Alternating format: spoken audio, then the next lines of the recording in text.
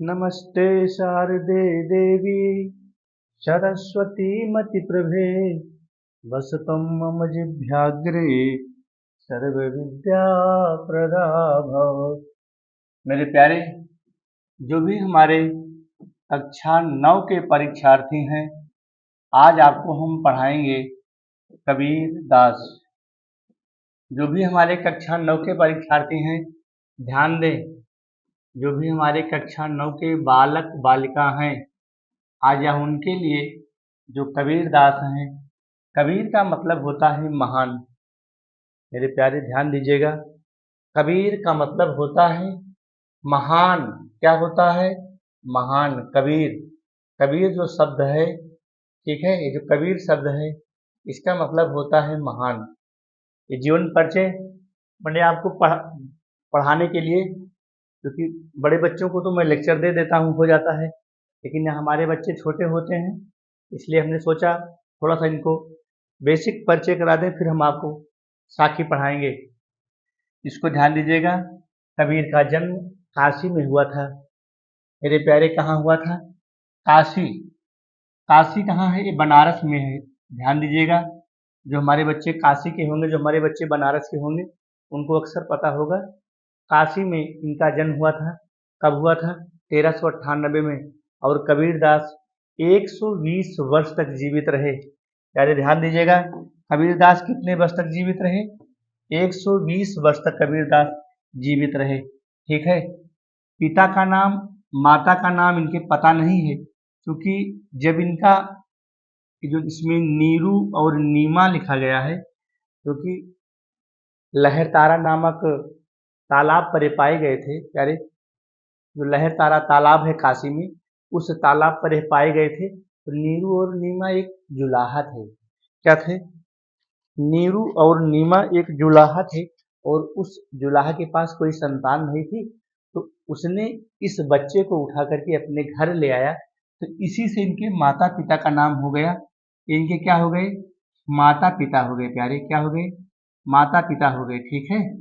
ध्यान दीजिएगा, जो हमारे कक्षा 9 के बालक बालिका हैं, नीरू और नीमा, यह इनके माता पिता हो गए। क्योंकि इनके पास कोई संतान तो थी नहीं, और इस बच्चे को लहरतारा तालाब से उठा करके लाए और इसका पालन पोषण किया, इसलिए यही इनके माता पिता हो गए। क्योंकि जन्म दात्री कोई और था, जन्म देने वाला कोई और था, और पालने पोसने वाला कोई और था। जैसे भगवान कृष्ण का जन्म देवकी ने दिया था, और पालन पोषण यशोदा माता ने किया था।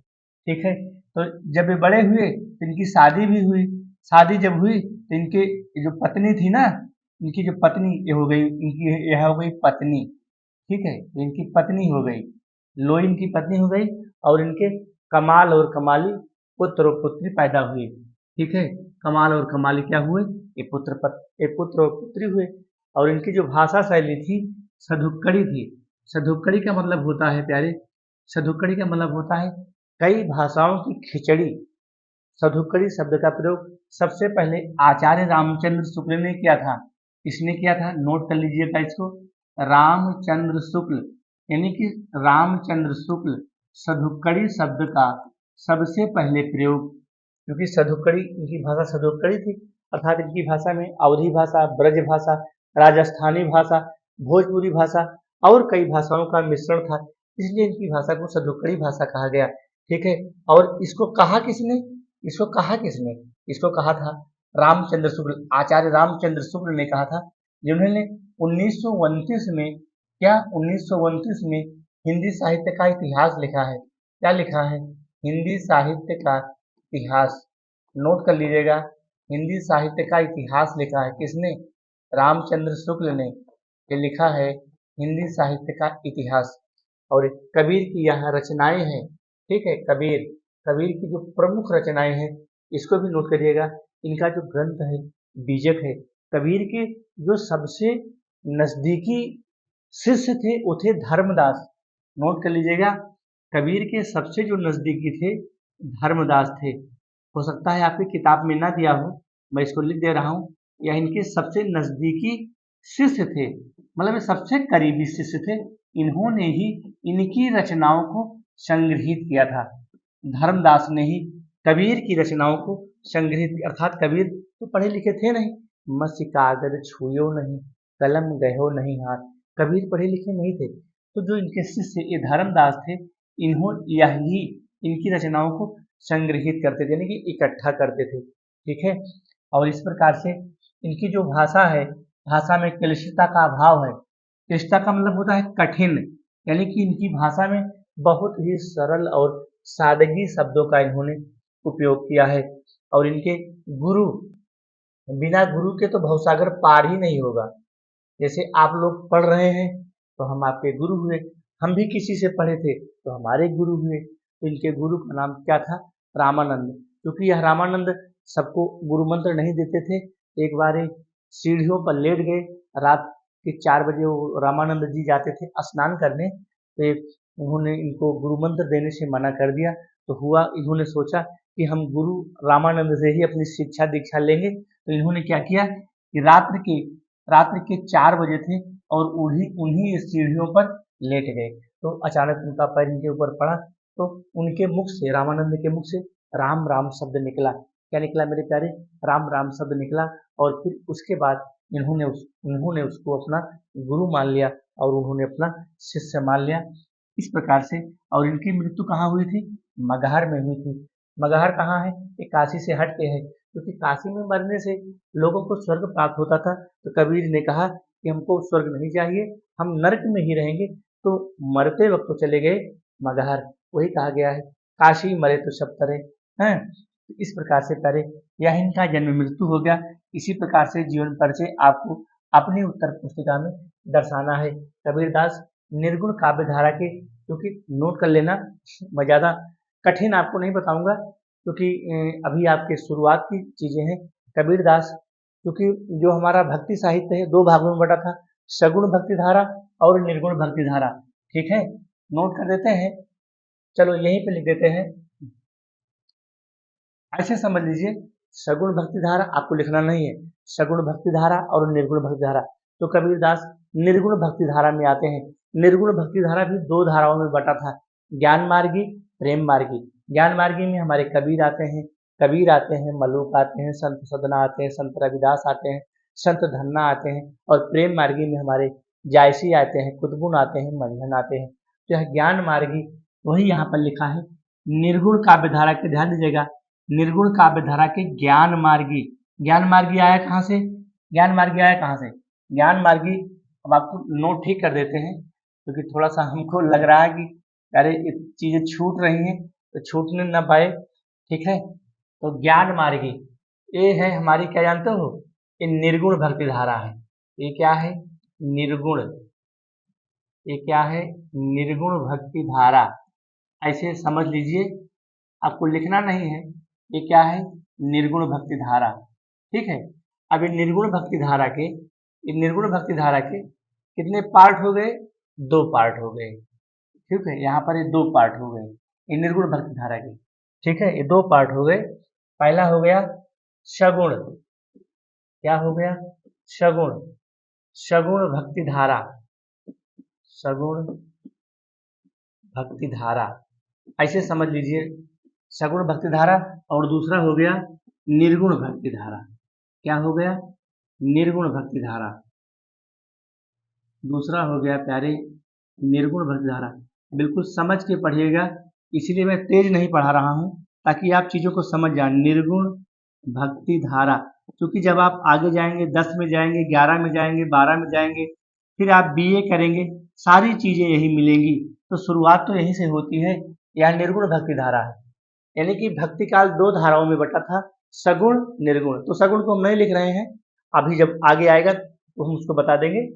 सब, यानी कि भक्ति काल 2 भागों में बटा था। ठीक है, ये हमारा है, ये हमारा भक्ति काल है। ठीक है, हम चलो मान लेते हैं हमारा ये हमारा क्या है? ये भक्ति काल है। भक्ति काल 2 भागों में बटा था। कितने भागों में बटा था? 2 भागों में। एक हमारा ये हो गया सगुण और एक हमारा ये हो गया निर्गुण। ठीक है, अब निर्गुण भक्ति धारा भी 2 धाराओं में बटा था, सगुण भक्ति धारा और निर्गुण भक्ति धारा। तो निर्गुण भक्ति, सगुण भक्ति, सगुण भक्ति धारा या निर्गुण भक्ति धारा। ठीक है, निर्गुण भक्ति धारा 2 धाराओं में बटा था, प्रेम मार्गी, ज्ञान मार्गी। निर्गुण निर्गुण भक्ति धारा 2 धाराओं में बटा था प्यारे। यहाँ थोड़ा सा डाउट हो गया था, ये होता है ज्ञान मार्गी प्रेम मार्गी। ऐसे समझना, थोड़ा सा मिस हो गया था। निर्गुण भक्ति धारा दो धाराओं में बटा था। पहला है ज्ञान मार्गी, क्या है, ज्ञान मार्गी, ये ज्ञान मार्गी है, और यह है प्रेम मार्गी, प्रेम मार्गी, ठीक है। मार्गी माने होता है मार्ग। ये निर्गुण भक्ति धारा दो धाराओं में बटा था, ज्ञान मार्गी प्रेम मार्गी। अब यहाँ ज्ञान मार्गी आ गया ना, तो ज्ञान मार्गी शाखा के संत कवि थे, इनको कबीरदास को संत कहा जाता था, ठीक है।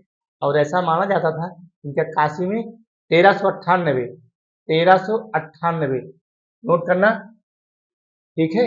ये 1398 में इनका जन्म हुआ था, और ये कुल मिलाकर के 120 वर्ष तक जीवित रहे। कितने वर्ष तक? 120 वर्ष तक। ज्ञान मार्गी मैंने आपको बता दिया, यानी कि भक्ति काल दो भागों में बटा था, सगुण भक्ति धारा, निर्गुण भक्ति धारा। अब सगुण भक्ति धारा भी दो धाराओं में बटा था, और निर्गुण भक्ति धारा भी दो धाराओं में बटा था। तो निर्गुण भक्ति धारा दो धाराओं में बटा था, ज्ञान मार्गी प्रेम मार्गी। अभी ज्ञान मार्गी में हमारे कबीर आ जाते हैं, प्रेम मार्गी में हमारे जायसी आ जाते हैं, कुतुब आ जाते हैं, मंडन आ जाते हैं, ठीक है। माता पिता आपको बता दिया। यहाँ पर कबीर ने रामानंद को अपना गुरु माना, ठीक है। ये भी कहा जाता है कबीर संत शेख से भी शिक्षा लेते ऐसा माना जाता था। और इनका जो प्रमुख ग्रंथ है वह है विजक। विजक में इनकी साखी, शबद, रमैनी प्रमुख रूप से 3 रचनाएं हैं। रचनाएं तो और है, इसमें चाचर है, बेल है, हिंडोला है, लेकिन जो प्रमुख रूप से आपको पढ़ना है साखी ही पढ़ना है। और जो हमारा ये साखी, शबद और रमैनी, रमैनी चौपाई में है, शबद उच्च कक्षाओं में आपको पढ़ने को मिलेगा। अभी यहाँ आप 9, 10, 11 में सिर्फ साखी ही आपको पढ़ने को मिलेगा मेरे प्यारे। इस प्रकार से कबीर दास का यह बेसिक जीवन परिचय मैंने आपको बता दिया।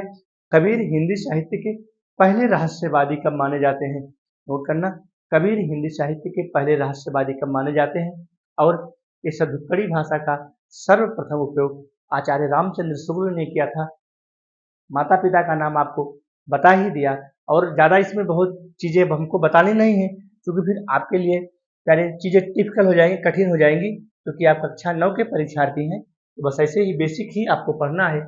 जब आप 10 में जाएंगे, 11 में जाएंगे, तो आपको और उच्च लेवल के हम इनका जो जीवन परिचय है उसको पढ़ाएंगे। फिर यह इन्होंने हिंदू मुस्लिम के ऊपर कुठाराघात किया था, अर्थात हिंदू मुस्लिम में जो भी अंधविश्वास, जो भी बुराइयां, जो भी कुप्रथाएं फैली हुई थी, उसका इन्होंने अपने साखी के माध्यम से, नोट करना, इसके माध्यम से, इस साखी के माध्यम से कबीरदास ने, इस साखी के माध्यम से कबीरदास ने दूर करने का प्रयास किया मेरे प्यारे।